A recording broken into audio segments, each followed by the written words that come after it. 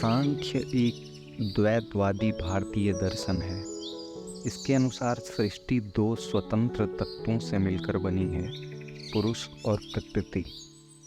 ये दर्शन हमारे आंतरिक और बाह्य जगत के मूल स्वरूप को समझाता है। सांख्य दर्शन में पुरुष को चेतना के रूप में और प्रकृति को पदार्थ के रूप में व्यक्त किया गया है। पुरुष ब्रह्मानंद और मुक्ति की उत्पत्ति का कारण है, जबकि प्रकृति संसार का मूल है। यह दर्शन सामाजिक, मानसिक और आध्यात्मिक अनुभवों को समझने और मोक्ष प्राप्त करने के मार्ग को समझाता है। इस दर्शन के अनुसार हमारी आत्मा शांत, ज्ञानमय और सर्वशक्तिमान है, जबकि प्रकृति प्रवृत्तियों, गुणों और भोगों का केंद्र है। इन दोनों तत्वों के साथ जुड़कर हम इस जगत में व्यक्त होते हैं। सांख्य दर्शन हमारे आंतरिक स्वरूप, सामाजिक व्यवस्था और जगत के स्वभाव को समझने में मदद करता है। सांख्य दर्शन एक प्राचीन और गंभीर विषय है, जो हमारे जीवन की गहराइयों को छूने और हमारे गहन आंतरिक अनुभवों को समझने का मौका देता है। पुरुष साक्षी और चैतन्य है, यानी उसमें ज्ञान की शक्ति है। यह अति सिद्ध है, स्वतंत्र है, मुक्त है, यानी यह इंद्रियों से अनुभूत नहीं होता।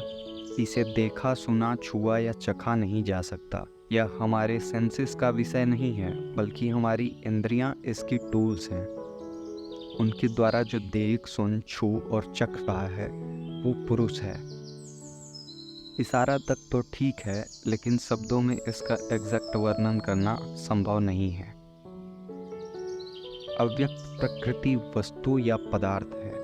यह निःशक्त है, अचेतन है और सत्व, रजस और तमस तीन गुणों का मिक्सचर है।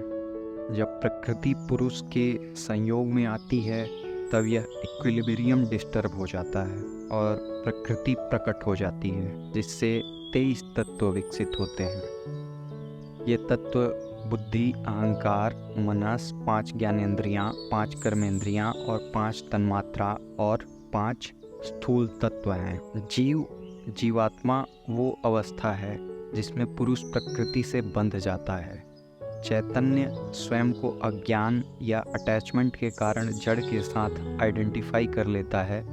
मनुष्य को अनुभूति दोनों के माध्यम से होती है। सिर्फ चैतन्य या सिर्फ पदार्थ इंडिविजुअली कुछ भी एक्सपीरियंस नहीं कर सकते। इस अवस्था में जीवात्मा प्रकृति के प्रभाव में जीवन बिताता है, जिसमें मन, बुद्धि, अहंकार और इंद्रियों की गतिविधियां शामिल होती हैं। ये गतिविधियां गुणों के प्रभाव से होती हैं और जीव के अनुभवों, भावनाओं और कर्मों के कारण बनती रहती हैं। इस तरह जीव के रूप में पुरुष और प्रकृति का खेल निरंतर चलता रहता है। पुरुष का प्रकृति से यानी चेतना का जड़ता से मुक्त होकर स्वयं में रमण करने लगना ही मुक्ति, मोक्ष या कैवल्य कहलाता है। सांख्य दर्शन सत्य की प्रामाणिकता के लिए प्रत्यक्ष, अनुमान और शब्द ये 3 प्रमाण को ही स्वीकार करता है। ऐसा ही योग दर्शन भी करता है। प्रत्यक्ष अनुभव में हम अपने इंद्रियों के माध्यम से प्रत्यक्ष एक्सपीरियंस करते हैं, यानी हमारे सेंसेस से परसीव्ड नॉलेज के आधार पर हम सत्य को वैलिडेट करते हैं। अनुमान प्रमाण में हम पहले के ज्ञान और तर्क की सहायता से नए ज्ञान को अनुमानिक तरीके से प्राप्त कर सकते हैं। प्राथमिक ज्ञान या प्रत्यक्ष ज्ञान के आधार पर नए ज्ञान के सिद्धांत को अनुमानित करते हैं। जैसे किसी पहाड़ के पीछे से उठ रहे धुएं को देखकर हम ये समझ जाते हैं कि वहाँ आग लगी है। शब्द प्रमाण में हम प्रामाणिक स्रोतों के शब्दों या ज्ञान पर निर्भर करते हैं। इस प्रमाण के द्वारा हम दूसरे व्यक्तियों से प्राप्त ज्ञान, शास्त्र, गुरु की उपदेश या प्रामाणिक ग्रंथों के माध्यम से ज्ञान प्राप्त करते हैं। सांख्य दर्शन भारतीय दर्शन में तर्कवादी दर्शन के रूप में स्थापित है। यह शुद्ध रीजनिंग और लॉजिक पर आधारित है। यह दर्शन केवल प्रत्यक्ष अनुमान और शब्द प्रमाणों के ही ज्ञान को प्रामाणिक आधार मानता है। कपिल एक महर्षि और दार्शनिक हैं जिन्हें सांख्य दर्शन का मूल रचनाकार माना जाता है। उन्हें संसार में ज्ञान का प्रमुख स्रोत के रूप में प्रतिष्ठित किया गया है। उनके जीवन की विविध विशेषताएं और उनके कार्यों के बारे में विस्तृत जानकारी तो उपलब्ध नहीं है और विद्यमान जानकारी अधिकांश रूप से उनकी रचना सांख्य कारिका में दी गई है।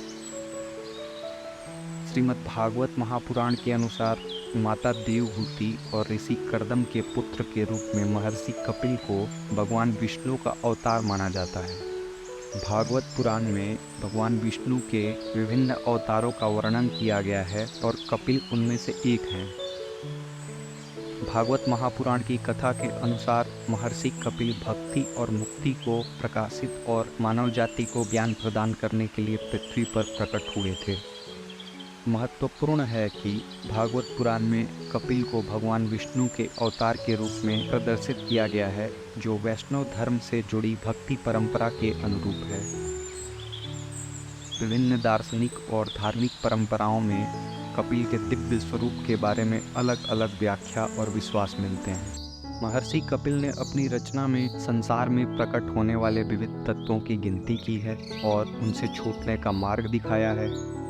उन्होंने प्रकृति और पुरुष के बीच के भेद को प्रॉपरली डिफाइन किया है और संसार के दुख के मूल कारण के रूप में जड़ता अर्थात प्रकृति को बताया है। उन्होंने सत्व, रजस और तमस गुणों की प्रधानता को एनालाइज किया है और मन, बुद्धि, अहंकार और 5 तत्वों की महत्वपूर्ण भूमिका को समझाया है। कपिल के सांख्य सिद्धांत ने दार्शनिक विचार और ज्ञान के क्षेत्र में गहरा प्रभाव डाला है।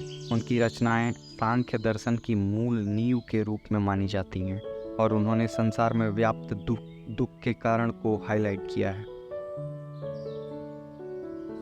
प्रारंभिक सांख्य का विचार उपनिषद, बुद्धचरित, भगवत गीता और महाभारत की मुख्य पर्व में देखने को मिलता है। ये विचार तप, ध्यान, आध्यात्मिक अभ्यास के साथ जुड़ा हुआ था और लॉजिक का उपयोग करके मुक्ति प्राप्ति के लिए ज्ञान पर आधारित था, जिससे दुख और पुनर्जन्म के चक्र को समाप्त किया जा सकता था। सांख्य दर्शन और योग दर्शन में गहरा संबंध है और इन दोनों का स्टडी एक दूसरे को समझने में मदद करता है। सांख्य दर्शन ने दूसरे भारतीय दर्शन पर भी प्रभाव डाला है और उनकी विचारों को प्रभावित किया है। सांख्य एक सिस्टमेटिक और लॉजिकल स्टडी है जिसमें रेशनल थिंकिंग, एनालिसिस के द्वारा ज्ञान प्राप्ति होती है। इस दर्शन में नंबर्स की महत्वपूर्ण भूमिका है, जिसके द्वारा तात्विक व्यवस्था से नेचर ऑफ एग्जिस्टेंस को एक्सप्लोर किया जाता है।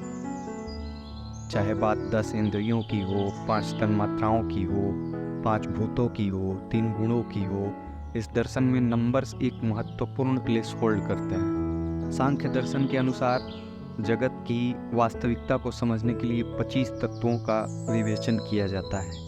इन तत्वों का गहरा अध्ययन करके जीव मोह और अविद्या से मुक्त हो सकता है। इस दर्शन का मुख्य उद्देश्य आत्मा की मोक्ष प्राप्ति है, जिसके लिए तात्विक विवेचन और आध्यात्मिक अभ्यास की आवश्यकता होती है।